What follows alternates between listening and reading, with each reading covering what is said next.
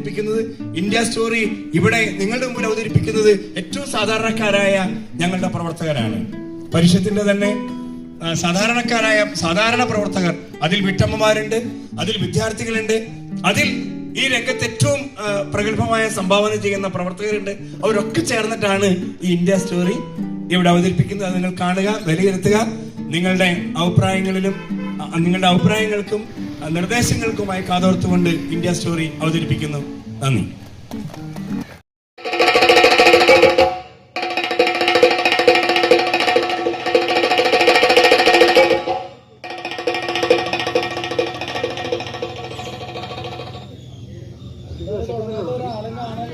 രാവിലെ എത്ര സമയമായിട്ട് വന്നിട്ട് 9 മണിക്ക് വരാൻ പറഞ്ഞോ. ഒരു മനുഷ്യൻ ഇവിടെ കാണുന്നില്ല.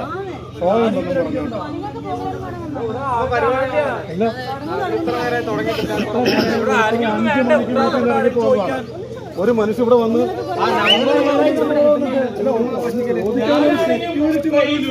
ഒരു സ്ലീപ്പർ പോലും കിട്ടിയില്ല. കഷ്ടപ്പെട്ടാണ് നമ്മുടെ സമയത്തിന്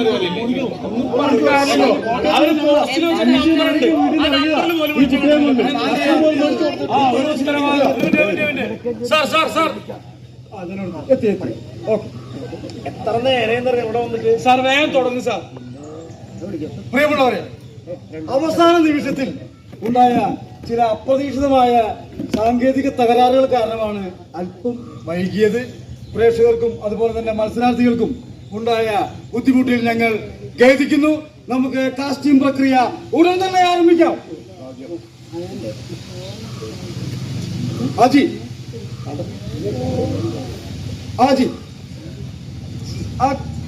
കൃത്യസമയത്ത് വ്യക്തമാണ്. ആജി, പ്രിയമുള്ളവരെ, എത്രയും പെട്ടെന്ന് പരിപാടി ആരംഭിക്കണമെന്നാണ് അദ്ദേഹം പറയുന്നത്. നിങ്ങളെല്ലാവരും അക്ഷമരാണെന്ന് ഞങ്ങൾക്കറിയാം. അപ്പോൾ നിങ്ങളേവരെയും ഗേറ്റ് ഡയറക്ടർ അവതരിപ്പിക്കുന്ന മെഗാ കാസ്റ്റിംഗ് ഷോയിലേക്ക് സ്വാഗതം.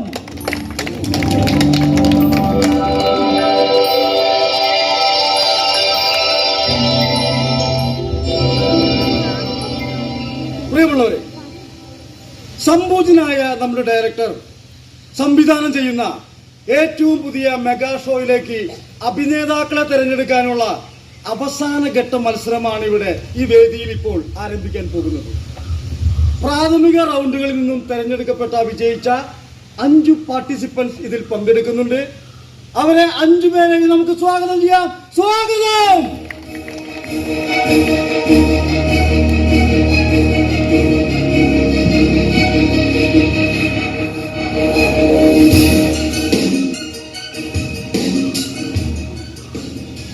പ്രിയമുള്ള, മത്സരം ആരംഭിക്കുന്നതിന് മുമ്പ് മത്സരത്തിന്റെ നിയമാവലി ഒന്നുകൂടി നിങ്ങളെ ഓർമ്മപ്പെടുത്തുകയാണ്.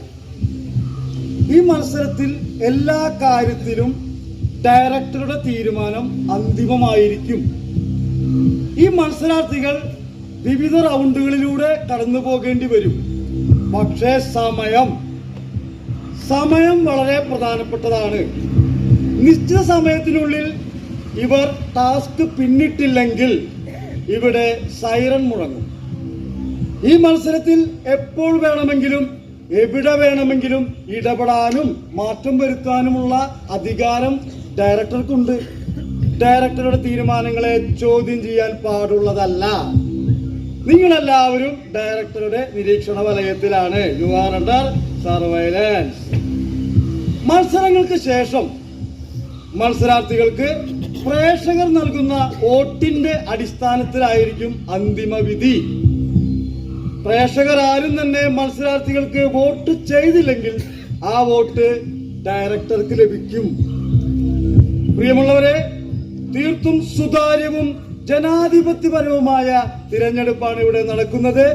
ഇപ്പോൾ ഈ സമയം രാജ്യത്തെ 140 കോടി ജനങ്ങളും ഇതിൽ പ്രക്രിയയിൽ പങ്കാളികളാവുകയാണ്.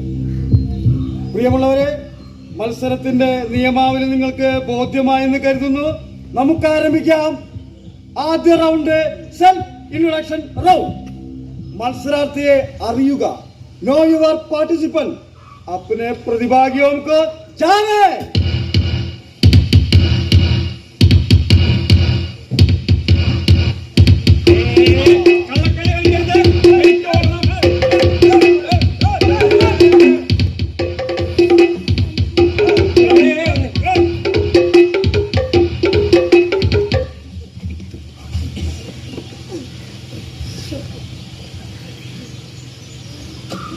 എല്ലാവർക്കും നമസ്കാരം.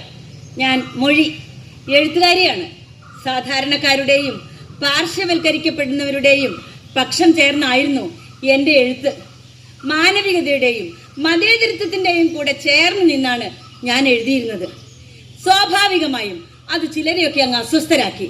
അവർ എന്നെയും എൻ്റെ എഴുത്തിനെയും ഭീഷണിപ്പെടുത്തി, ശാരീരികമായും മാനസികമായും തളർത്തി. പോരാത്തതിന് സോഷ്യൽ മീഡിയയിലൂടെയുള്ള കടുത്ത സൈബർ ലിഞ്ചിങ്ങും കൂടെ ആയപ്പോ ഞാനത് നിർത്തി. കാരണം എന്താന്നോ, അവര് പറയും പോലെ എഴുതാൻ എനിക്ക് സൗകര്യമില്ല. എനിക്ക് പറയാനുള്ളത് ഞാൻ ജനങ്ങളോട് നേരിട്ട് പറയും. അതിനാണ് ഞാനിപ്പോ ഇവിടെ വന്നിരിക്കുന്നത്. അതുകൊണ്ട് നിങ്ങൾ എല്ലാവരും എന്നെ സപ്പോർട്ട് ചെയ്യണം, എനിക്ക് വോട്ട് ചെയ്യണം, എന്നെ വിജയിപ്പിക്കണം.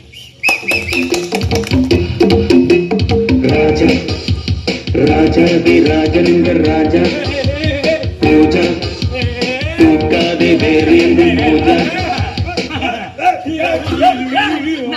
നീ തോറ്റു.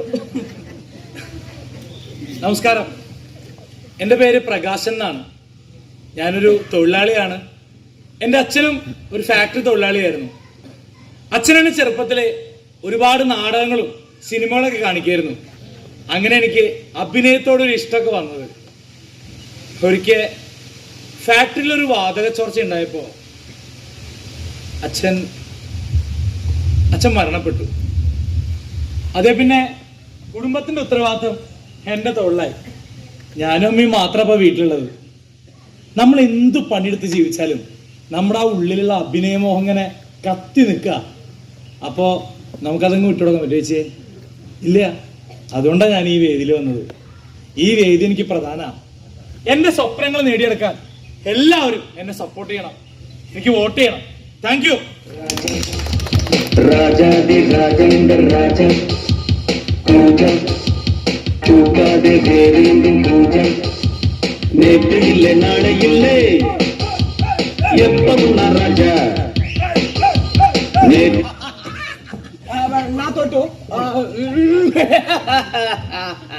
കുമാർ, രജനി കുമാർ, തൂത്തുക്കുടി രജനി കുമാർ. ഞാൻ വന്ന് തമിഴ്, പക്ഷെ ജോലി ചെയ്യുന്നത് വയനാട്ടിലൊരു പ്ലാന്റേഷനില്. വയനാട് നിങ്ങൾക്കൊക്കെ അറിയാലോ, കഷ്ടിച്ചാണ് ജീവൻ തന്നെ കിട്ടിയത്. അവിടെ ഇപ്പൊ കയ്യിൽ കാശുമില്ല, പണിയുള്ള ഒന്നുമില്ല. അപ്പോഴാണ് എന്റെ ഫ്രണ്ട് പറഞ്ഞത്, നീ இந்த ப்ரோக்ராமுக்கு போ, இந்த ப்ரோக்ராமுக்கு போய் உன் தலைவன் சூப்பர் ஸ்டார் ரஜினி போல நீயும் சூப்பர் ஸ்டார் ஆயிடு. அதுக்காகத்தான் நான் இங்க வந்தேன். ஆனா இங்க வந்தா மட்டும் போதுமா? போதாது. உங்களோட ஓட்டு வேணும், உங்களோட சப்போர்ட் வேணும். அப்போ நீங்கள் எல்லாரும் என்ன சப்போர்ட் செய்யணும், என்ன ஜெயிப்பிக்கணும். அப்ப நான் வர்றேன். என் வழி சொல்லு, என் வழி தனி வழி. எப்பதும் ராஜா, கோட்டை இல்லை கொடியும் இல்லை அப்பதும் ராஜா.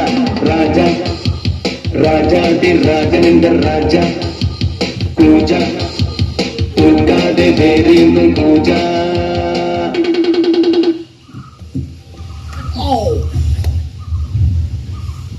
Hi guys, I'm Leo. ഒരു ഇൻഫ്ലുവൻസറാണ്, social media influencer. 3 million followers ഉണ്ട് എനിക്ക് ഇൻസ്റ്റയിൽ. ലക്ഷങ്ങളാണ് ഒരു കൊളാബറേഷന് ഞാൻ വാങ്ങുന്ന പ്രതിഫലം. പക്ഷേ ലക്ഷങ്ങളല്ല, ലക്ഷ്യങ്ങളാണ് എനിക്ക് പ്രധാനം. അത് നിറവേറ്റാനാണ് ഞാൻ ഇവിടെ വന്നിട്ടുള്ളത്. സോ ഗൈസ്, നിങ്ങളുടെ എല്ലാവരുടെയും സപ്പോർട്ട് എനിക്ക് ഉണ്ടായിരിക്കണം. നിങ്ങൾ എല്ലാവരും എന്നെ വോട്ട് ചെയ്ത് വിജയിപ്പിക്കണം. അപ്പൊ നമുക്ക് അടിച്ച് പൊളിക്കല്ലേ ഗൈസ്? മറക്കണ്ട, ലിയോ. ഹായ്. ഇവരെ പോലെ അഭിനയം ഒരു പാഷൻ ആയതുകൊണ്ടാണ് ഞാൻ ഇവിടെ വന്നത്. എന്നെ നിങ്ങൾ നാടകത്തിലോ സിനിമയിലോ ഒന്നും വലിയ വേദി ഞാൻ വരുന്നത് തന്നെ. ഇത് തന്നെ ഒരുപാട് ഫൈറ്റ് ചെയ്തിട്ടാ ഇവിടെ വരെ എത്തിയത്. ഈ ഇരിക്കുന്ന ചേച്ചിമാർക്ക് മനസ്സിലാവും എന്നെ പോലെ ഒരു പെൺകുട്ടി ഇവിടെ വരെ വരാൻ എത്രത്തോളം സ്ട്രെയിൻ ചെയ്യേണ്ടി വരുമെന്ന്. ഇല്ലേ ചേച്ചി? സോറി, എന്നെ ഞാൻ പരിചയപ്പെടുത്താൻ മറന്നു. പേര് ദയാ കല്യാണി. ഒരു ഗവേഷണ വിദ്യാർത്ഥിനിയാണ്. പക്ഷെ അഭിനയത്തിലൂടെ എന്നെ കണ്ടെത്താനാണ് ഞാൻ ശ്രമിക്കുന്നത്. പിന്നെ ഈ മേഖലയിൽ സ്ത്രീകൾ നേരിടുന്ന പ്രശ്നങ്ങൾക്ക് ഒരു മാറ്റം കൊണ്ടുവരാനും ഞാൻ ഉദ്ദേശിക്കുന്നു. അതുകൊണ്ട് നിങ്ങളുടെ എല്ലാവരുടെയും സപ്പോർട്ട് എനിക്ക് വേണം. Thank you.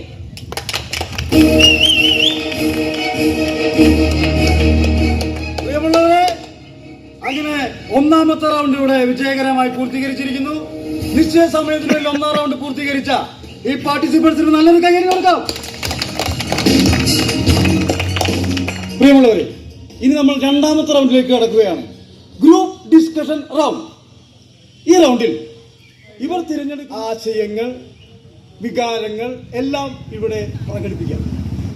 അപ്പോൾ നമുക്ക് ആരംഭിക്കാം. Group discussion round. സമൂഹ ചർച്ച ദൗർ.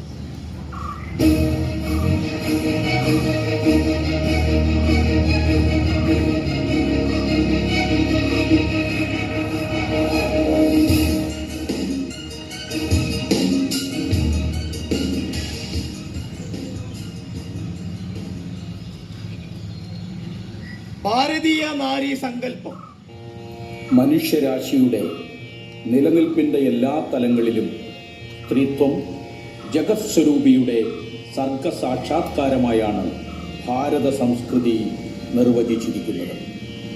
എത്ര നാര്യസ്തു പൂജ്യന്തേ രമന്തേ തത്ര ദേവത. അതുകൊണ്ട് തന്നെ കുലസ്ത്രീ സാമൂഹിക ആചാരങ്ങളിലും ലോകകാര്യങ്ങളിലും ആത്മീയ കുടുംബാന്തരീക്ഷങ്ങളിലും ഒരുപോലെ വിളങ്ങുന്നവളായിരിക്കണം. അതാണ് ഭാരതീയ നാരീ സങ്കല്പം. ആഹാ, എത്ര ഉദാത്തവും മനോഹരവുമായ സ്ത്രീ സങ്കല്പം. ചർച്ച ആരംഭിക്കട്ടെ.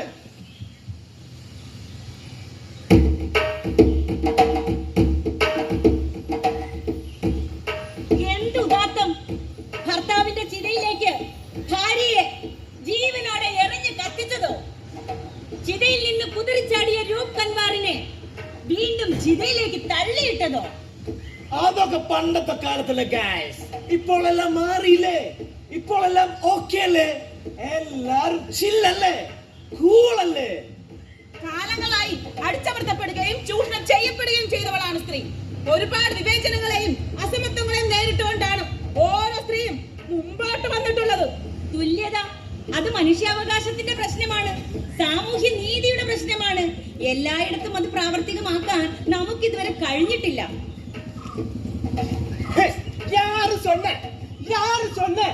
നിങ്ങൾക്ക് വേണ്ട സ്വാതന്ത്ര്യവും സംരക്ഷണവും ഒക്കെ ഞങ്ങൾ ആണുങ്ങൾ കൊടുക്കണ്ടല്ലോ.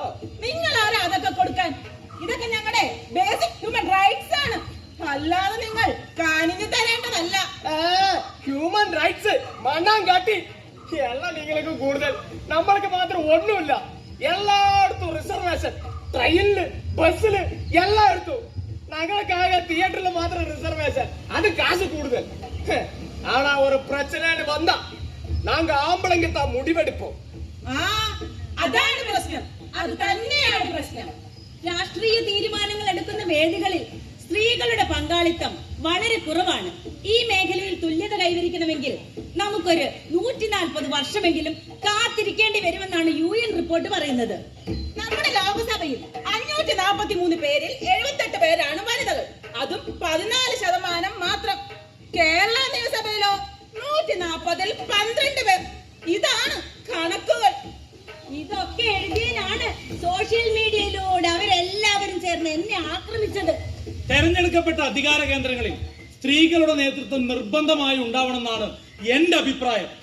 സ്ത്രീയും പുരുഷനും മാത്രമല്ല, എല്ലാ ജെൻഡർ ഐഡന്റിറ്റികളും, അതായത് transgender, intersex, non binary, gender fluid തുടങ്ങിയ എല്ലാവരെയും പരിഗണിച്ചുകൊണ്ടുള്ള ഒരു മാറ്റമാണ് ഉണ്ടാകേണ്ടത്. അവരുടെ പ്രശ്നം വ്യത്യസ്തമാണ് കേട്ടോ. മാന്യമായി തൊഴിലെടുത്ത് ജീവിക്കാനുള്ള അവസരം അവർക്ക് ലഭിക്കുന്നില്ല. അതാണ് അവരുടെ പ്രശ്നം. ആ പ്രശ്നത്തിന് ഒരു പരിഹാരം കണ്ടാൽ മാത്രമേ തുല്യത പൂർത്തിയാകൂ. തൊഴിൽ കഴിച്ച പ്രശ്നം തീരുമാ. அந்த சினிமா மேഖലയിல போம்பளைங்க என்னென்ன அநீதி அக்கிரமம் நடந்து வருது.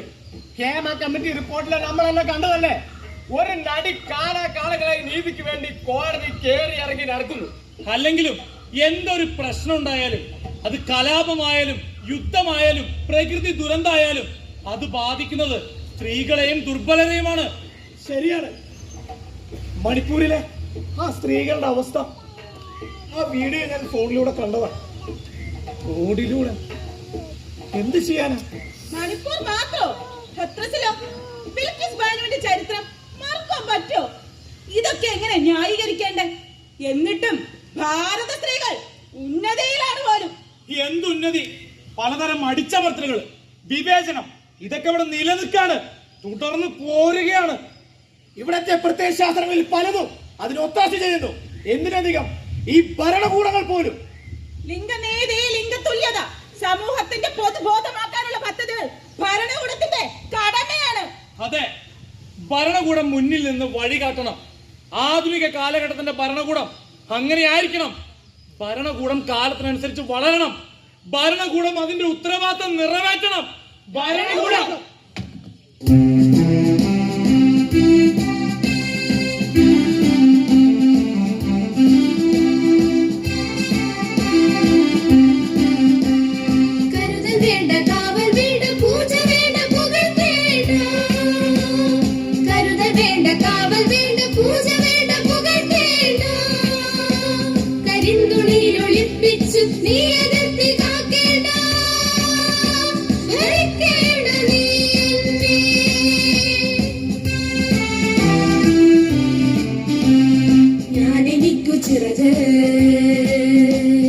എന്റെ നീലവാനവും എനിക്കു ചേരുവാനുള്ള തണൽ ചില്ലയും നിന്നിൽ നിന്നെടുത്തു നീ തരേണ്ടതില്ല എനിക്ക്. ഞാൻ ശ്വസിച്ചു നിശ്വസിക്കും എന്റെ പ്രാണവായു. സ്വാതന്ത്ര്യം, സ്വാതന്ത്ര്യം, സ്വാതന്ത്ര്യം.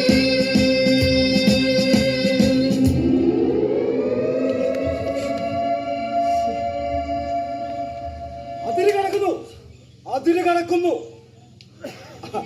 സമയത്തിന്റെ കാര്യത്തിലാണ് ചർച്ചയ്ക്കുള്ള നിങ്ങളുടെ സമയം കഴിഞ്ഞിരിക്കുന്നു. സാർ, ഞങ്ങളൊരു കൺക്ലൂഷനിൽ എത്തുന്നേ ഉള്ളൂ. പ്ലീസ് സാർ, കുറച്ച് സമയം കൂടി. ക്ഷമിക്കണം, ഇതൊരു മത്സരമല്ലേ. മത്സരത്തിൽ അതിന്റെ നിയമങ്ങളുണ്ട്. പ്രിയമുള്ളവരെ, നമ്മൾ അടുത്ത വിഷയത്തിലേക്ക് കടക്കും മുമ്പ് ഹാവ് എ ഷോർട്ട് ബ്രേക്ക്.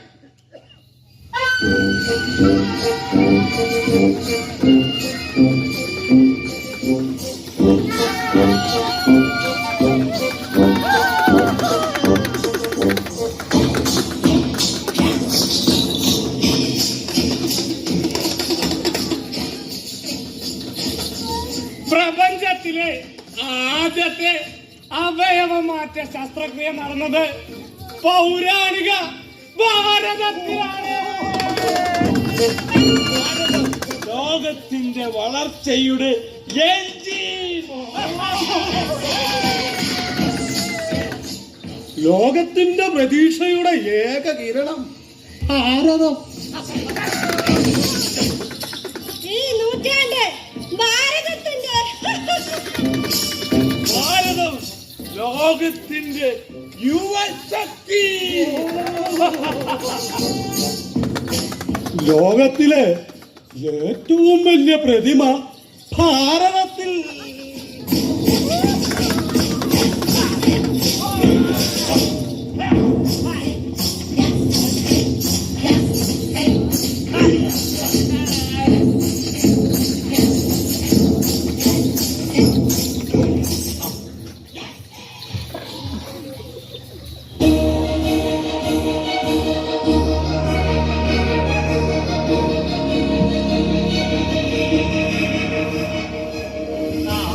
അപ്പോ ഞാൻ എടുക്കാം.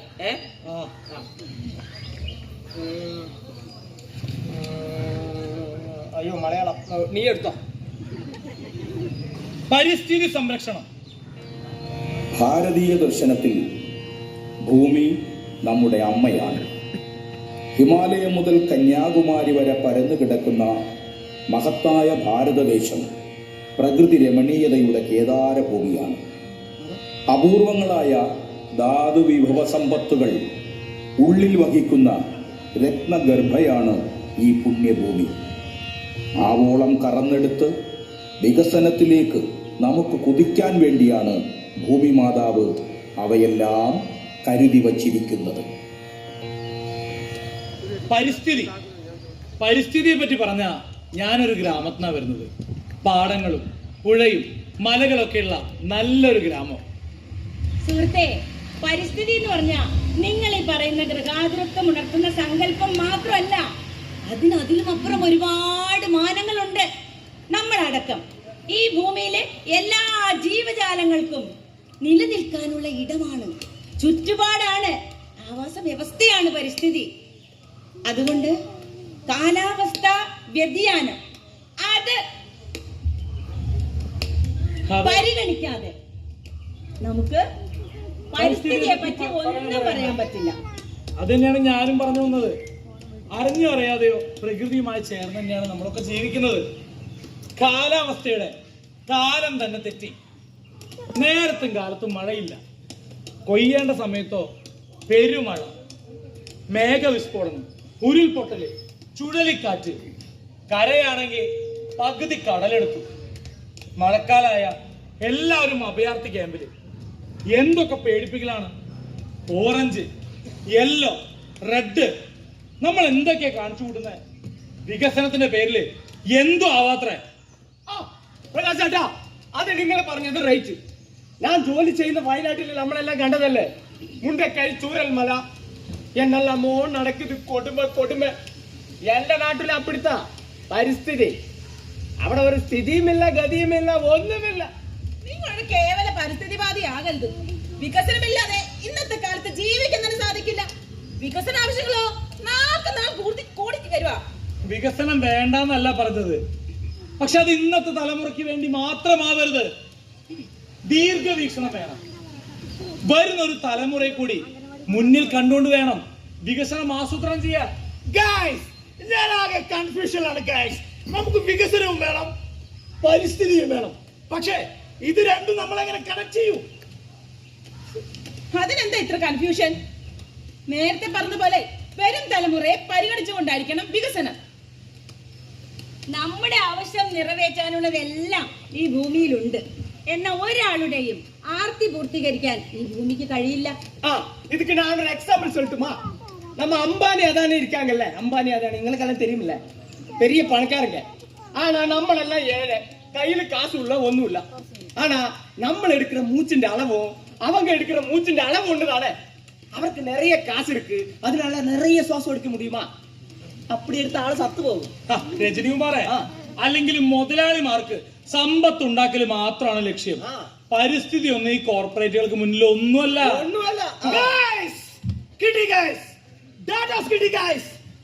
നമ്മുടെ രാജ്യത്തിന്റെ സമ്പത്തിന്റെ പകുതിയോ കേവലം 1% മാത്രം വരുന്ന ഈ കോർപ്പറേറ്റുകളുടെ കയ്യിലാണ്. താഴെ തട്ടിലുള്ള 50%-ന് വെറും 3% സമ്പത്ത് മാത്രം. അതിന്റെ കൂടെ നമ്മുടെ സിസ്റ്റത്തിന്റെ നമ്മുടെ ഭരണകൂടത്തിന്റെ സപ്പോർട്ടും കൂടി ആകുമ്പോൾ എല്ലാം എളുപ്പമായില്ലേ? അതെ, ഭരണകൂടം ഈ കോർപ്പറേറ്റുകൾക്ക് ചെയ്യുന്ന വഴിവിട്ട സഹായങ്ങൾ അത് തന്നെയാണ് എല്ലാ പ്രശ്നങ്ങൾക്കും കാരണം.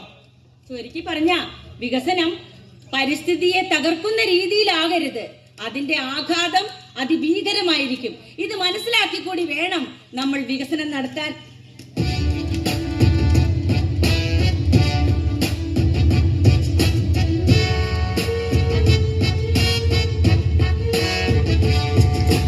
കാൽപ്പനികതയുടെ കണ്ണീരല്ല, കേട്ടുമടുത്ത പഴംപാട്ടല്ല, വിദൂരമാം ദുസ്വപ്നവുമല്ല കാലാവസ്ഥാ വ്യതിയാനം.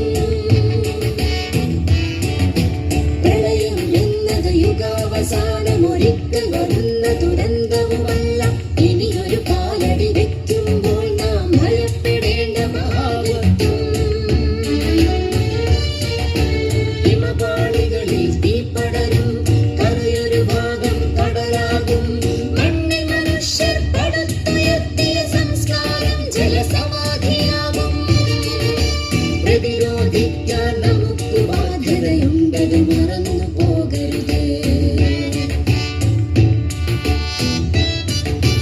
കാടും പുഴയും മണ്ണു മനുഷ്യർ, കാറ്റും പ്രകൃതി ഇതൊരു ജീവൻ.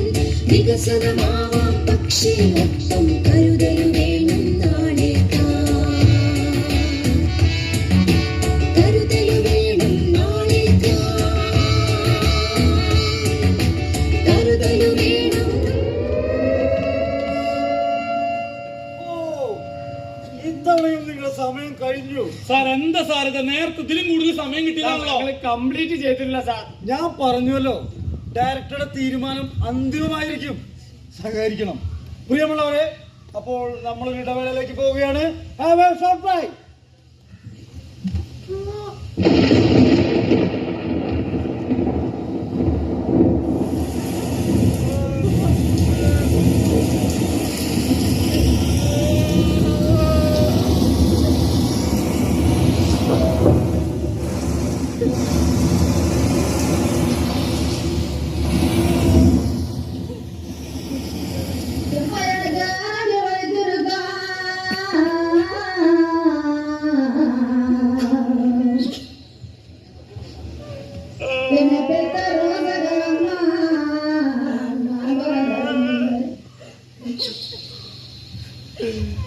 அண்ணாடிக்கு நாட்டி பணம் கொடுத்து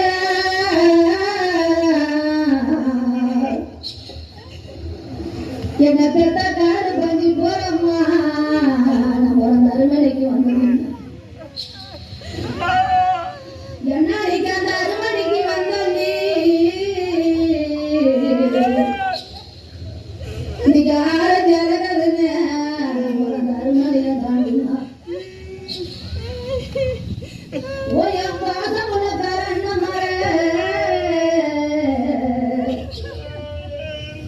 இன்னைக்கு நான் ஆரஞ்ச கொட்ட போறேன், அறுமணிக்க போறேன். எம்மா நீங்க நீ ஆரஞ்ச கொட்ட வேணாம், நீ அறுமணிக்க போவேணா. நீங்க அருமனை வளர்க்க சொல்லி அடிக்க ரொம்ப தேசம். இப்போ எனக்கு காது வருகிறேன்.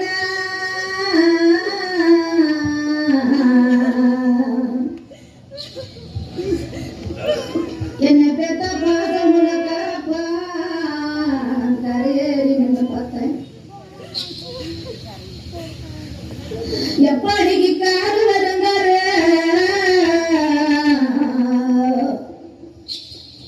நீ பெத்தெடுத்த மக்கள கரையேறி நானும்.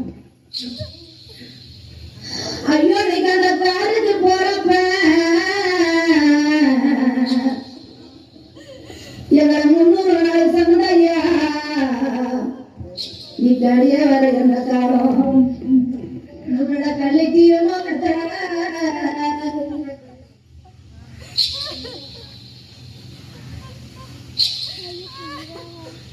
எப்படி இனி வருகிற வருவன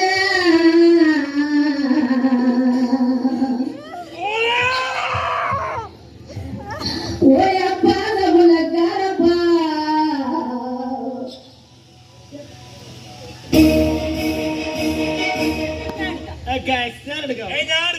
നിങ്ങളൊക്കെ എടുത്താൽ ഇനി ഞാൻ എടുക്കാം. നമ്മൾ തമ്മിൽ അടി കൂടണ്ട. ഇത്രയും നേരം നമ്മളല്ലേ എടുത്ത്. ഈ പ്രേക്ഷകരെ കൊണ്ട് അടുപ്പിക്കും. അറിയാലോ, ചേച്ചി ഇവിടെ ചർച്ചയ്ക്ക് ഒരു വിഷയം വേണം. അപ്പൊ ഞങ്ങൾക്ക് എല്ലാവർക്കും വേണ്ടിയിട്ട് ചേച്ചി എടുക്കുമോ ഒരെണ്ണം? എല്ലാവരുടെയും ഭാഗത്ത് നിന്നിട്ടാണേ. വായിച്ചോളൂ.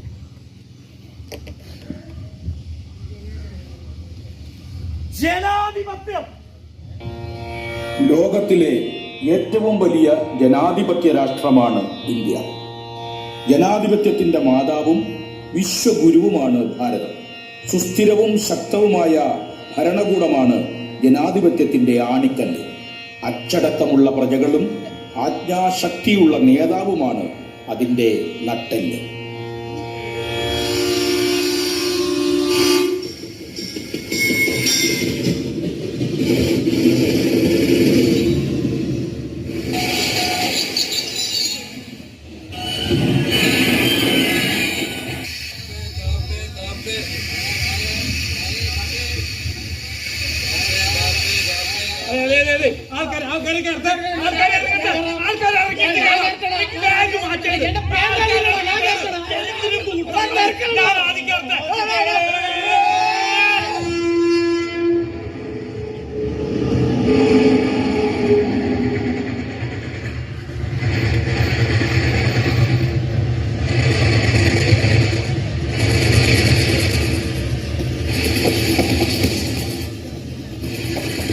എനിക്ക് പറയാനുള്ളത് ഇതൊന്നല്ല ജനാധിപത്യം. അച്ചടക്കമുള്ള പ്രജകളും ആത്മശക്തിയുള്ള നേതാവ് പോലും. ജനാധിപത്യത്തിൽ എന്ത് പ്രജ, എന്ത് നേതാവ്? ജനങ്ങളാൽ ഭരിക്കപ്പെടുന്ന ഭരണവ്യവസ്ഥയാണ് ജനാധിപത്യം.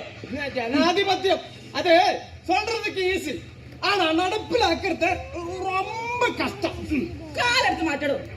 എടോ, എന്റെ അറിവില് ഈ ലോകത്തിലെ ഏറ്റവും നല്ല ഭരണവ്യവസ്ഥ ജനാധിപത്യമാണ്. പക്ഷെ ഇപ്പോ ഭരണകൂടം തന്നെയല്ലേ ജനങ്ങളെ ഭിന്നിപ്പിക്കാനും ജനാധിപത്യം തകർക്കാനും ശ്രമിച്ചുകൊണ്ടിരിക്കുന്നത്. ജനങ്ങളുടെ ആശയാവിഷ്കാരങ്ങളെ പ്രോത്സാഹിപ്പിക്കേണ്ടത് ഒരു ജനാധിപത്യ രാഷ്ട്രത്തിന്റെ കടമയാണ്. പക്ഷെ എന്റെ അനുഭവം നോക്ക്, എന്റെ എഴുത്തുകളെയും എന്റെ ആശയങ്ങളെയും എല്ലാം അവർ തടഞ്ഞില്ലേ? നിങ്ങളുടെ ബുക്കാരോ കത്തിച്ചെന്ന് പറഞ്ഞില്ലേ? നന്നായി. നിങ്ങൾ എഴുതുന്നതൊക്കെ ദേശദ്രോഹമാണെങ്കിൽ അവർ ചിലപ്പോ തടയും. ദേശസ്നേഹം ഉള്ളത് കൊണ്ടാണ് ഞങ്ങൾ ഇങ്ങനെ പലതും തുറന്നെഴുതുന്നത്. നിങ്ങളെ എഴുത്തുകാരുടെ കാര്യം മാത്രമല്ല, ഞങ്ങൾ നാടകക്കാരുടെ സ്ഥിതി ഇത് തന്നെയാ. പഴയൊരു ആവേശത്തിലും കൂട്ടായ്മയിലൊന്നും ഇപ്പൊ നാടകം കളിക്കാൻ പറ്റണില്ല. എല്ലാവരും ആരൊക്കെ ഭയക്കുന്ന പോലെ. നാടകക്കാരുടെ കാര്യം മാത്രമല്ല ബ്രോ, ഞാൻ നേരത്തെ പറഞ്ഞ മണിപ്പൂർ വിഷയല്ലേ, എനിക്കത് ആ വീഡിയോ കണ്ടപ്പോ അങ്ങോട്ട് പൊളിഞ്ഞു വന്നു. ഞാൻ അതിനെതിരൊരു വീഡിയോ മണിപ്പൂരിന്ന് ഹാഷ്ടാഗ് ഇട്ട് അങ്ങോട്ട് ചെയ്തു. പിറ്റേ ദിവസം ബ്രോ ആ വീഡിയോയും പോയി, ആ പോസ്റ്റും പോയി. ഈ ശാസ്ത്ര ഗവേഷണ സ്ഥിതിയും ഇതൊക്കെ തന്നെ. നമ്മൾ തെരഞ്ഞെടുക്കുന്ന വിഷയങ്ങൾക്ക് അംഗീകാരം കിട്ടൂല, കിട്ടിയാലോ ഗ്രാൻഡും കിട്ടൂല, എല്ലാം കെട്ടി കുറയ്ക്കുക. കെട്ടുകഥകളെയൊക്കെ ഇപ്പൊ ശാസ്ത്രാക്കില്ലേ അവര്. കുട്ടി ആ വിഷയത്തിൽ വല്ല റിസർച്ചും ചെയ്യേ, അപ്പോ പ്രോത്സാഹനവും കിട്ടും, ഗ്രാൻഡും കിട്ടും. അല്ലേലും വലിയ പാരമ്പര്യമുള്ള ശാസ്ത്ര കോൺഗ്രസിനെ പോലും അവര് അതിനല്ലേ ഉപയോഗിച്ചത്. അതുകൊണ്ടാണല്ലോ പാഠപുസ്തകത്തിൽ നിന്ന് പരിണാമ സിദ്ധാന്തം വരെ പോയത്. ഇങ്ങനെയാണോ ഒരു ജനാധിപത്യ ഭരണകൂടം ഭാവി തലമുറയെ വളർത്തിയെടുക്കേണ്ടത്? ഇതൊക്കെ സെറ്റ് ആക്കാനല്ലേ നമുക്കിവിടെ ഒരു കോൺസ്റ്റിറ്റ്യൂഷൻ ആണത്, ഭരണഘടന. ശാസ്ത്രബോധം പ്രചരിപ്പിക്കേണ്ടത് പൗരന്റെ കർമ്മയാണെന്ന് എഴുതിയ ഭരണഘടന. ഇതിനൊന്നൊരു വാല്യൂ ഗൈസ്. ഭരണഘടന ഇതൊന്നും അധികകാലം കാണുമെന്ന് കരുതണ്ട. അധികാരം ഒരിടത്തേക്ക് കേന്ദ്രീകരിക്കാൻ ശ്രമിക്കുകയല്ലേ അവര്. ആ കേന്ദ്രീകരണം അതിനുള്ള വഴിയാണല്ലോ ഒരു രാജ്യത്തിന് ഒരു ഭാഷ, ഒരു വേഷം, ഒരു സംസ്കാരം, ഒരു കക്ഷി, ഒരു തെരഞ്ഞെടുപ്പ് എന്നുള്ള ആശയങ്ങൾ. കുറച്ചുകൂടെ കഴിയുമ്പോൾ വേറെ ആശയം കയറി വരും. ഒരു രാജ്യത്തിന് ഒരു മതം എന്നുള്ള ആശയം. അതും കൂടി ആവുമ്പോൾ ഇവിടെ മതങ്ങൾ തമ്മിലുള്ള സംഘർഷവും കൂടും. സംഘർഷങ്ങൾ ഇപ്പൊ തന്നെ തുടങ്ങിയിട്ടല്ലോ. എന്തൊക്കെയാ അവിടെ കാണിച്ചു കൂട്ടുന്നത്? പള്ളികൾ പൊളിക്കുക, കുഴിക്കുക, ആളുകളെ തമ്മിൽ തല്ലിക്കുക, കൊല്ലിക്കുക.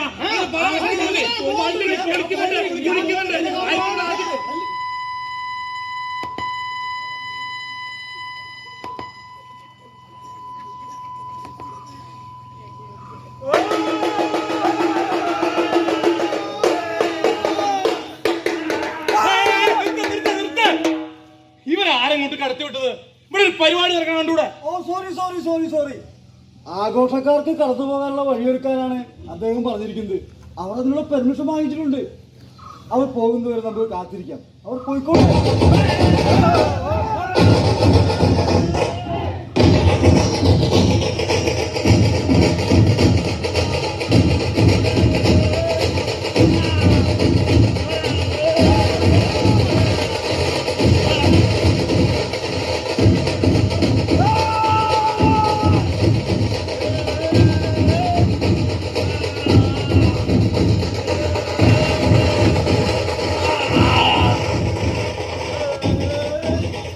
മത്സരാർത്ഥികൾക്കുണ്ടായ തടസ്സത്തിൽ ഖേദം പഠിപ്പിക്കുകയാണ്. നമ്മൾ രണ്ടാമത്തെ റൗണ്ട് ഇവിടെ പൂർത്തീകരിച്ചിരിക്കുകയാണ്. ഇനി നമ്മൾ മൂന്നാമത്തെ റൗണ്ടിലേക്കാണ് കടക്കുന്നത്. മൂന്നാമത്തെ റൗണ്ട് പെർഫോമൻസ് റൗണ്ട്.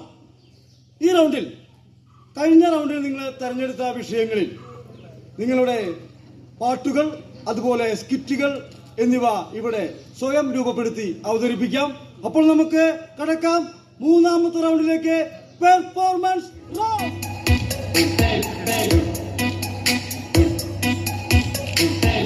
അധികാരത്തിൽ മത്തു പിടിച്ചവർ അധികാരികളായി വാഴുന്നു. ജാതി മതാന്തത മതി പണിയുന്നു. ജനതീരുളിൽ താഴുന്നു.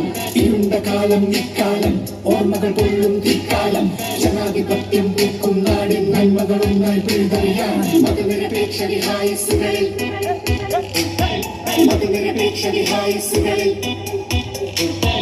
പാറും നമ്മുടെ ജനകരിയാൽ, പാറും നമ്മുടെ ജനകരിയാൽ, പാറും നമ്മുടെ ചാരും നമ്മുടെ ചാരും നമ്മുടെ ചാരും. തീ കാറ്റോടി വരുന്നു,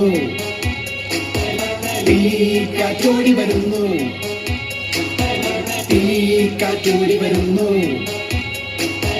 തീ കാറ്റോടി വരുന്നു. അപ്പോ ഞങ്ങൾ അടുത്തതായി അവതരിപ്പിക്കാൻ പോകുന്നത് ഒരു സ്കിറ്റാണ്. ഒരു മിനിറ്റ് അവതാരകോ, ഇടയിൽ കയറി വന്ന് ഇനി ശല്യം ചെയ്യില്ലല്ലോ അല്ലെ? അപ്പൊ നമ്മൾ അവതരിപ്പിക്കാൻ പോകുന്നു ഒരു സ്കിറ്റ്.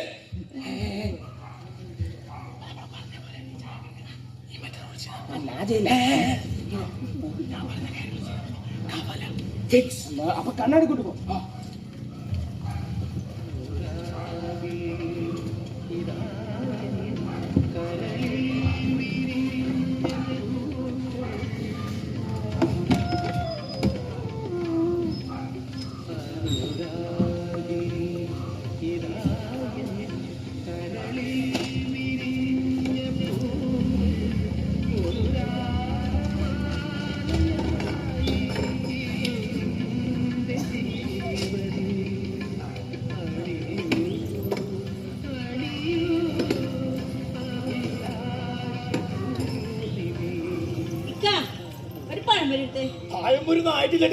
കടപ്പ് തുറന്നിട്ടുള്ളൂ. ഞാൻ കാലത്ത് പോന്നതാണേ. ഇന്നൊരു സ്പെഷ്യൽ ക്ലാസ് ഉണ്ടായിരുന്നു. ഒന്നും കഴിച്ചിട്ടില്ല, വിശന്നിട്ടും വയ്യ. എന്നാ പിന്നെ ഒരു കാര്യം ചെയ്യും, ഒരു ചായ എടുക്കും.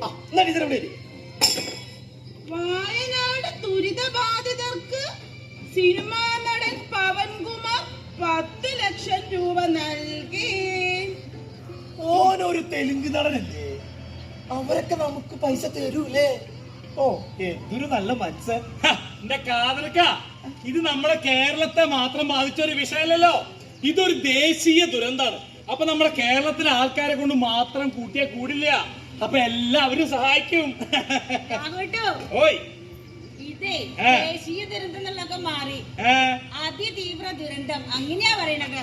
അങ്ങനെയാ പ്രഖ്യാപിച്ചേക്കണേ. ശരിയാ. അതിനു വേണ്ടി നമ്മൾ എന്തൊക്കെ ഇവിടെ ചെയ്തു. അങ്ങ് പാർലമെന്റിലൊക്കെ പോയതല്ലേ? എന്തിന് കോടതി വരെ കയറിയില്ലേ? നമ്മള് കൊറേ പണിയെടുക്കേണ്ടി വരും. അതിനല്ല ഇതിന്. ഇത്രയും മരണവും നാശനഷ്ടമൊക്കെ ഉണ്ടായിട്ട് ഈ പ്രഖ്യാപനം ഇതിപ്പൂരം വൈകിപ്പോയത് കുറച്ച് കഷ്ടമായി പോയി അല്ലേ അപ്പി? ആരോട് ചോദിക്കാൻ, ആരോട് പറയാ? ഓ തന്നെ തന്നെ. ചോദിക്കാനും പറയാനുള്ള ആളൊന്നും. ചായ എടുക്കട്ടാ. നിങ്ങളുടെ വാട്ടർ ചായ ഒന്നും വേണ്ടപ്പാ. നിങ്ങളുടെ ചായ കുടിക്കുന്നേക്കാളും നല്ലത് നീ മരക്കൊമ്പിൽ കെട്ടിട്ട് നീ ചാവണ. ചായ വേണ്ട, മുടി വെട്ടണം. ഈ ചെക്കൻ്റെ കഴിഞ്ഞിട്ട് മതി. ആ പെണ്ണാണ്. കിഷോർജി, ഞാനൊരു കാര്യം ചോദിക്കട്ടെ. ഈ വയനാട് ദുരന്തം ഈ അതിതീവ്ര ദുരന്തമായിട്ട് പ്രഖ്യാപിക്കാൻ എന്തത്ര വൈകിയത്? അതിനെ പറ്റി എന്താ നിന്റെ അഭിപ്രായം? രാഘവാട്ടം നിങ്ങൾക്ക് വാവളിക്കുക നിങ്ങൾക്ക് പ്രാന്താണ്. ഞാൻ പറഞ്ഞുതരാം. അതായത് വയനാട്ടിലെ ഒരു പഞ്ചായത്തിൽ ആകെ 2 വാർഡല്ലേ ഒളിച്ചു പോയിട്ടില്ലോ. ഇത് അത്ര വലിയ ദുരിതമൊന്നും അല്ല. ഇത് വെറും പഞ്ചായത്ത് ദുരന്തം അത്രേ ഉള്ളൂ.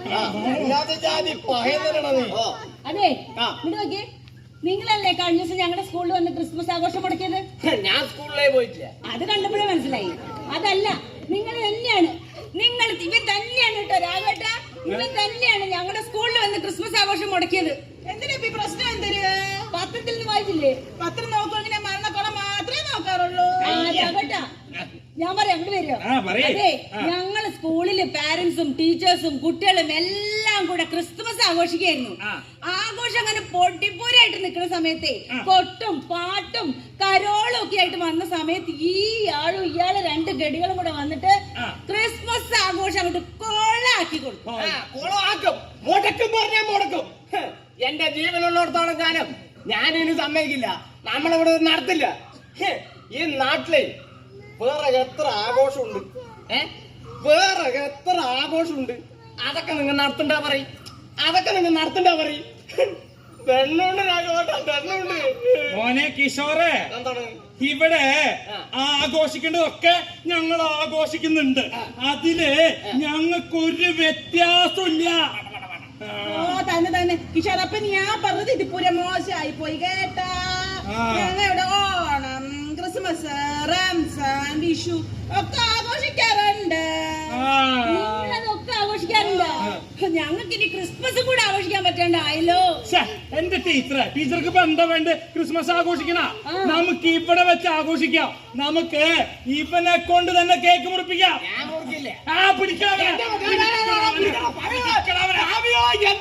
കേക്ക് മുറിച്ച് അവരെന്നെ പുറത്താക്കൂടാ. കേക്ക് മുറിച്ചില്ലെങ്കിൽ നിന്നെ സമാധിയാക്കൂടാ. കിഷോർ സ്വാമി സമാധി.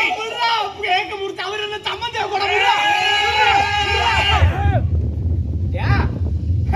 നിന്റെയൊക്കെ അഹങ്കാരമേ ഈ കവലയിലെല്ലാം നടക്കുള്ളൂ.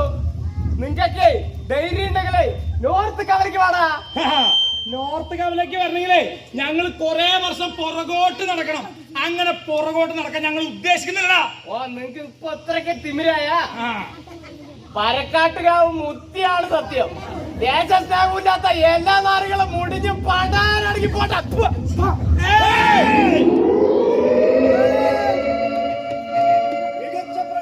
എല്ലാവരും നല്ല അഭിനയം കാണിച്ചു. ഞാൻ അഭിനയിച്ച് കളിച്ചിട്ടേ ഇല്ല. സൂപ്പർ ആയിട്ടുണ്ട്. നിങ്ങളും പ്രിയമുള്ളവരെ, അങ്ങനെ നമ്മുടെ റൗണ്ടുകൾ ഇവിടെ പൂർത്തിയാവുകയാണ്. ഇവർക്ക് ഒരു പ്രത്യേക അഭിനന്ദനം ഡയറക്ടർ പറഞ്ഞിട്ടുണ്ട്. മികച്ച അഭിനയത്തിന് നമുക്ക് അവസാന ഘട്ട റൗണ്ടിലേക്ക് പോകേണ്ടതുണ്ട്. വോട്ടെടുപ്പ് റൗണ്ട്. നിങ്ങൾക്ക് ഒരു ബാലറ്റ് തരും. ആ ബാലറ്റിൽ നിങ്ങൾക്ക് ഇഷ്ടപ്പെട്ട പാർട്ടിസിപ്പന്റിന്റെ പേരെഴുതുക. ആ പേരെഴുതി ആ ബോക്സിൽ നിക്ഷേപിക്കുക. അങ്ങനെ വോട്ടിന്റെ അടിസ്ഥാനത്തിലായിരിക്കും ഇവിടെ അന്തിമ വിധി. അപ്പൊ നമുക്ക് വോട്ടെടുപ്പ് റൗണ്ട് ആരംഭിക്കാം.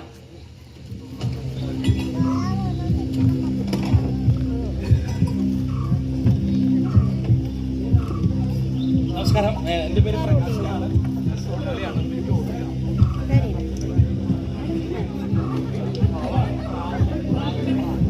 പേനയില്ലാത്തവർക്ക് ഏജന്റുമാർ പേന നൽകേണ്ടതാണ്. ബാലറ്റിൽ ഒരു പാർട്ടിസിപ്പന്റിന്റെ പേര് മാത്രം, നിങ്ങൾക്ക് ഇഷ്ടപ്പെട്ട ഒരു പാർട്ടിസിപ്പന്റിന്റെ പേര് മാത്രം എഴുതുക. പ്രകാശൻ ഓക്കെ. കൂട്ടിയണേ, ഞാൻ അച്ഛന്റെ കാര്യമൊക്കെ പറഞ്ഞു. അങ്ങനെ ആയിക്കോളും. കൂട്ടിയണേ, പ്രകാശൻ. രണ്ടായി മടക്കി ഈ ബാലറ്റ് ബോക്സിൽ നിക്ഷേപിക്കുക.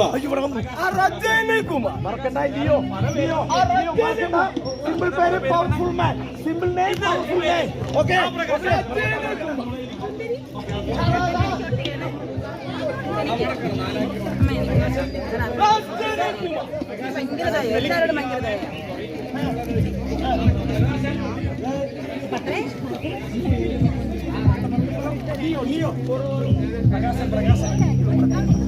ഏജന്റുമാർ ശ്രദ്ധിക്കുക.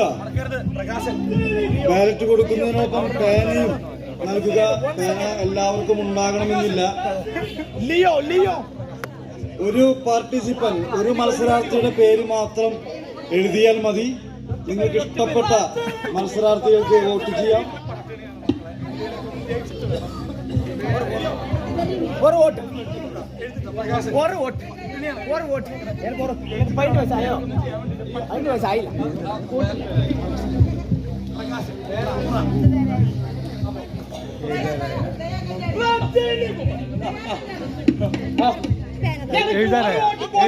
അങ്ങനെ ഒരു വോട്ട് ചെയ്താൽ മതി.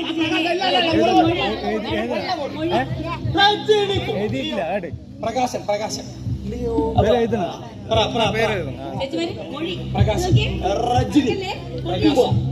വേഗം വേഗം. തൂത്തുക്കുടി പ്രകാശൻ പ്രകാശൻ പ്രകാശൻ തൂത്തുക്കുടി പ്രകാശൻ ദയാ കല്യാണി ദയാ കല്യാണി തൂത്തുക്കുടി ദയാ കല്യാണി ഞാൻ പ്രകാശൻ മൊഴി ദയാ കല്യാണി ഞാൻ പ്രകാശൻ തൂത്തുക്കുടി ദയാ കല്യാണി പ്രകാശൻ ദയാ കല്യാണി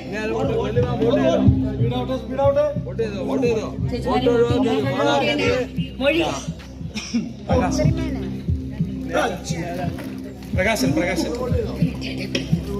വോട്ടെടുപ്പ് അവസാന ഘട്ടത്തിലേക്ക് നീങ്ങുകയാണ്.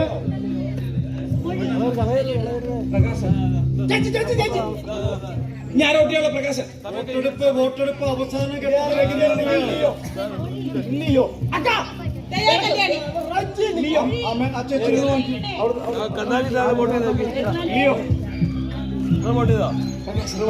Okay okay okay.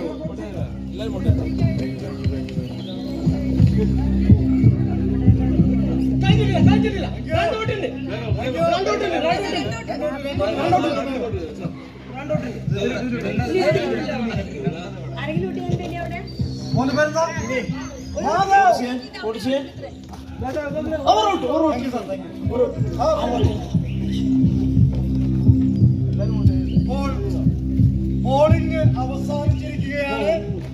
ഇനി അടുത്ത റൗണ്ട് വോട്ടെണ്ണ റൗണ്ടാണ്. അതിന് പ്രേക്ഷകരെ തന്നെ നമുക്ക് ക്ഷണിക്കാം. വരൂ വരൂ വരൂ സാർ.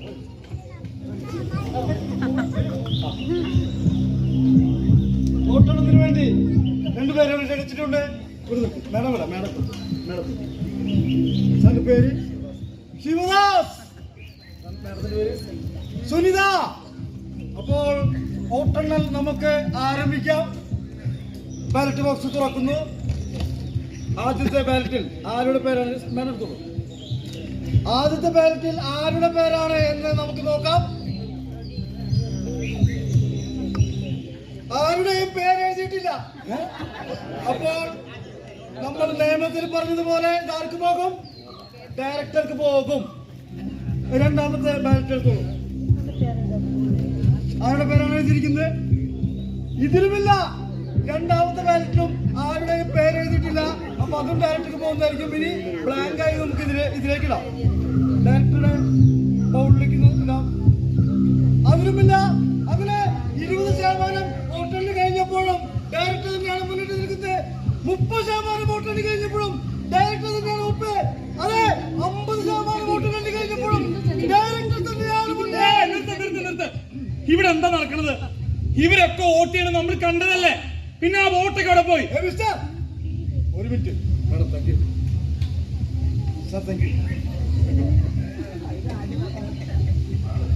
തീർത്തും സുതാര്യവും ജനാധിപത്യപരവുമായിട്ടാണ് ഇവിടെ തെരഞ്ഞെടുപ്പ് നടന്നത്. ഈ ഇരിക്കുന്ന പ്രേക്ഷകർ ആരും തന്നെ നിങ്ങൾക്ക് വോട്ട് ചെയ്തിട്ടില്ല.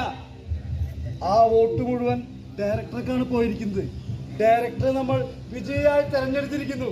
ഡയറക്ടർ തന്നെ ഈ ഷോയിൽ അഭിനയിക്കും. നോക്ക്.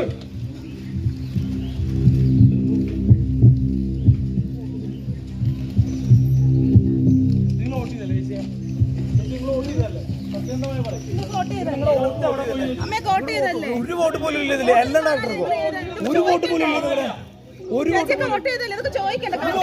ഇല്ല. ഹലോ പ്രിയമുള്ളവരെ, നിങ്ങൾ നിരാശപ്പെടേണ്ടതില്ല.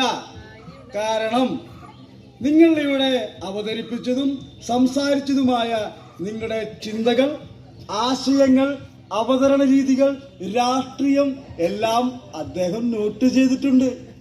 അതെല്ലാം ഡാറ്റകളായി മാറിയിട്ടുണ്ട്. ആ ഡാറ്റകൾ വളരെ കൃത്യമായി ഭദ്രമായി അദ്ദേഹം സൂക്ഷിച്ചിട്ടുണ്ട്. ഇനിയിപ്പോ നിങ്ങളില്ലെങ്കിൽ തന്നെ നിങ്ങളെപ്പോലെ നിങ്ങളുടെ വികാര വിചാരങ്ങളോട് കൂടിയിട്ടുള്ള മറ്റൊരാളെ സൃഷ്ടിക്കാൻ അദ്ദേഹത്തിന് അധികം ബുദ്ധിമുട്ടൊന്നുമില്ല. പ്രിയമുള്ളവരെ, വലിയൊരു സംഭാവനയാണ് നിങ്ങൾ നൽകിയിരിക്കുന്നത്. അതിൽ അഭിമാനം കൊള്ളൂ. അപ്പോൾ ഇത്രയും നേരം സഹകരിച്ച നിങ്ങൾക്ക് നന്ദി രേഖപ്പെടുത്തുന്നു. നിങ്ങൾക്ക് മടങ്ങിപ്പോകാം.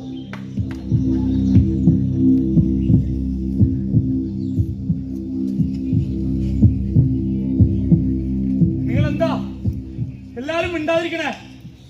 കേട്ടില്ലേ? അപ്പോ ഇതൊരു ഷോ ആയിരുന്നില്ല, അയാൾ ഡയറക്ടർ ആയിരുന്നില്ല. അവര് നമ്മളെ മനുഷ്യരായി പോലും കണ്ടിട്ടില്ല. വെറും ഡാറ്റകൾ മാത്രം, നമ്മളെ കുറിച്ചുള്ള ഡാറ്റകൾ ചോർത്തുകയായിരുന്നു അവരുടെ ലക്ഷ്യം. അയാൾ ഡയറക്ടർ അല്ല, ഡിക്റ്റേറ്റർ ആണ്. നമ്മളെ എല്ലാം അടക്കി ഭരിക്കാൻ ആഗ്രഹിക്കുന്ന ഏകാധിപതി. ഈ അടിമത്തത്തിന് മുന്നിൽ നമ്മൾ തോറ്റു കൊടുക്കരുത്. ചോദിക്കണം, നേർക്ക് നേർ നിന്ന് തന്നെ ചോദിക്കണം. ആരോട് ചോദിക്കാൻ ആളെ കാണണ്ടേ? എവിടെ മറിഞ്ഞിരുന്നാലും ചോദിക്കാൻ ചെയ്യും. നിശബ്ദത വലിയൊരു അപകടം തന്നെയാണ്. പുറത്താക്കപ്പെട്ടത് നമ്മൾ മാത്രമല്ലല്ലോ, നമുക്ക് വേണ്ടി വോട്ട് ചെയ്ത ഈ ജനങ്ങളെ കൂടിയല്ലേ. ഇതുവരെയുള്ള എല്ലാ ഒറ്റപ്പെടുത്തലുകളെയും പ്രതിരോധിച്ചത് നമ്മൾ ഒന്നിച്ചു തന്നെയല്ലേ? ആമാ, പ്രതിരോധം തുടങ്ങേണ്ടത് ഇപ്പൊ ഇരുന്നതാ. ഭയം കൊണ്ടും നിരീക്ഷണം കൊണ്ടും രൂപപ്പെടുത്തിയ ഡിക്റ്റേറ്റർമാരുടെ ലോകമല്ല നമുക്ക് വേണ്ടത്. മതേതരത്വത്തിന്റെയും സ്നേഹത്തിന്റെയും സാഹോദര്യത്തിന്റെയും യഥാർത്ഥ ജനാധിപത്യ സമൂഹമാണ് നമ്മൾ പടുത്തുയർത്തേണ്ടത്. അതെ, എല്ലാ കാലത്തും വെളിച്ചമായി നിന്നൊരു ചരിത്രമാണ് നമുക്കുള്ളത്. ആ ചരിത്രം നമ്മൾ ആവർത്തിക്കും.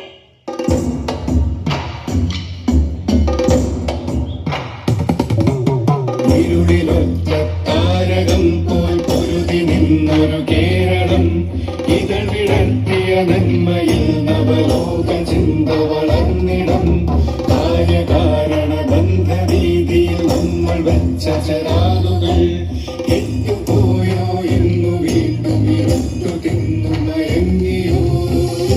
നീതി, ലിംഗനീതി, മനുഷ്യമോചന സ്വപ്നവും എന്തുകൊണ്ടെന്നുള്ള ചോദ്യം ചുട്ടുരാകിയ മൂർച്ചയും പഴയ വിശ്വാസം പുതച്ചു തുരുമ്പെടുത്തു നശിക്കയോ.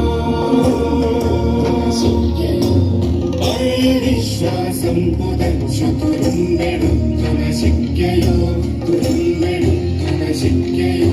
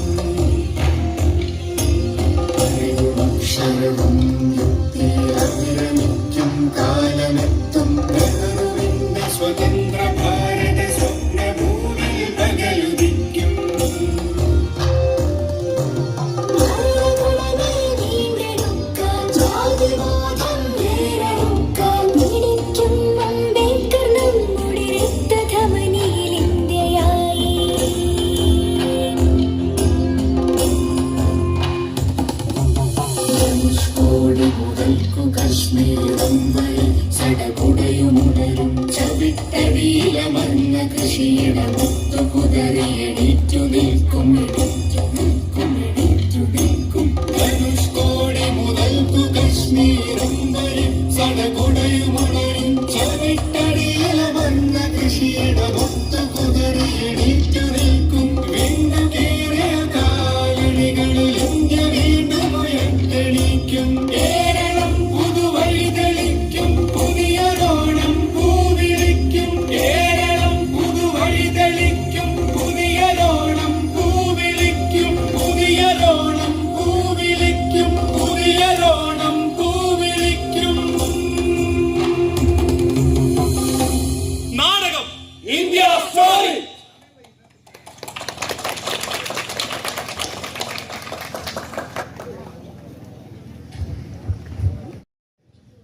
ഈ സ്വരാജ് റൗണ്ടിൽ നിങ്ങൾ നൽകിയ അപേക്ഷജലമായ ഈ സ്വീകരണത്തിന് ശാസ്ത്ര സാഹിത്യ പരിഷത്ത് സംസ്ഥാന കമ്മിറ്റിയുടെ പേരിലുള്ള നിസ്സീമമായ നന്ദി ഈ അവസരത്തിൽ രേഖപ്പെടുത്തട്ടെ.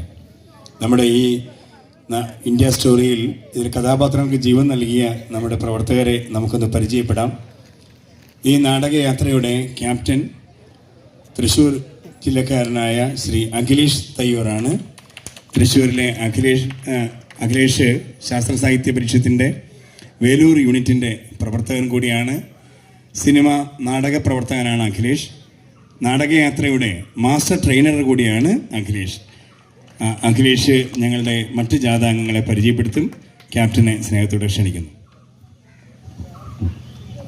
നമസ്കാരം. എന്നെ നിങ്ങൾക്ക് പരിചയപ്പെടുത്തിയത് ഈ ജാഥയുടെ മാനേജർ ശ്രീ തങ്കച്ചൻ. അദ്ദേഹം എറണാകുളം ജില്ലയിലെ മുളന്തുരുത്തി സ്വദേശിയാണ്. കേരള ശാസ്ത്ര സാഹിത്യ പരിഷത്തിൻ്റെ സംസ്ഥാന കമ്മിറ്റി അംഗമാണ്, വികസന കൺവീനറാണ്. സുരേഷ് പി കുട്ടൻ തൃശ്ശൂർ ജില്ലയിലെ മണ്ണമ്പേട്ട സ്വദേശിയാണ്, ഒരു കർഷകനാണ്, നാടക പ്രവർത്തകനാണ്. വിഷ്ണു എലവഞ്ചേരി പാലക്കാട് ജില്ലയിലെ എലവഞ്ചേരി സ്വദേശിയാണ്, പരിഷത്തിൻ്റെ കൊല്ലങ്കോട് മേഖല സജീവ പ്രവർത്തകനാണ്. ഈ നാടകത്തിൻ്റെ പരിശീലകരിൽ ഒരാൾ കൂടിയാണ്. സുമേഷ് മുരളി തൃശ്ശൂർ ജില്ലയിലെ കേച്ചേരി സ്വദേശിയാണ്, റെയിൽവേ മെയിൽ സർവീസിൽ ജോലി ചെയ്യുന്നു. മധുരാജ് നീണ്ടൂർ കോട്ടയം ജില്ലയിലെ നീണ്ടൂർ സ്വദേശിയാണ്, നീണ്ടൂർ പരിഷത്ത് യൂണിറ്റിലെ സജീവ പ്രവർത്തകനാണ്, ഒരു മരപ്പണിക്കാരനാണ്, നാടക പ്രവർത്തകനാണ്. സനൂപ് പാലക്കാട് ജില്ലയിലെ എലവഞ്ചേരി സ്വദേശിയാണ്, എലവഞ്ചേരി പരിഷത്ത് യൂണിറ്റിൻ്റെ ജോയിൻറ്റ് സെക്രട്ടറിയാണ്, ഒരു വിദ്യാർത്ഥിയാണ്. അർച്ചന മധു കോട്ടയം ജില്ലയിലെ വൈക്കം സ്വദേശിയാണ്, BA സോഷ്യോളജി വിദ്യാർത്ഥിനിയാണ്. ഷീല പി കേശവൻ തൃശ്ശൂർ ജില്ലയിലെ മുളങ്ങുന്നത്തുകാവ് സ്വദേശിയാണ്, ടീച്ചറാണ്. ഈ ജാഥയുടെ വൈസ് ക്യാപ്റ്റനാണ്, കലാസാംസ്കാരിക രംഗത്ത് പ്രവർത്തിച്ചു വരുന്നു. പ്രീത തൃശ്ശൂർ ജില്ലയിലെ കുരിയച്ചിറ സ്വദേശിയാണ്, ടൈലറാണ്. സാലിഷ് കോഴിക്കോട് ജില്ലയിലെ മണ്ണൂർ സ്വദേശിയാണ്, ഒരു ഓട്ടോ ഡ്രൈവറാണ്, നാടക പ്രവർത്തകനാണ്. ഞങ്ങളുടെ മ്യൂസിക് എക്സിക്യൂഷൻ ചെയ്യുന്നത് പ്രഭോഷ് മുദ്ര കോഴിക്കോട് ജില്ലയിലെ കടലുണ്ടി സ്വദേശിയാണ്, മണ്ണൂർ പരിഷത്ത് യൂണിറ്റിലെ ഒരു പ്രവർത്തകനാണ്, അതുപോലെ നാടക പ്രവർത്തകനാണ്. ഞങ്ങളുടെ സൗണ്ട് കൈകാര്യം ചെയ്യുന്നത് സന്തോഷ് പാലക്കാട് ജില്ലയിലെ വണ്ടാഴി സ്വദേശിയാണ്. ഞങ്ങളുടെ സാരഥി പ്രണവ് തൃശ്ശൂർ ജില്ലയിലെ കൊട്ടേക്കാട് സ്വദേശിയാണ്. ഞങ്ങളുടെ വൈസ് മാനേജർ ശ്രീ IK മണി, അദ്ദേഹം തൃശ്ശൂർ ജില്ലയിലെ കലാ സംസ്കാരം വിഭാഗം കൺവീനറാണ്. അപ്പോൾ ഈ നാടകം ഏറ്റെടുത്ത പ്രോത്സാഹിപ്പിച്ച എല്ലാവർക്കും ഒരുപാട് സ്നേഹവും അഭിവാദ്യവും അർപ്പിച്ചുകൊണ്ട് നിർത്തുന്നു. നന്ദി, നമസ്കാരം.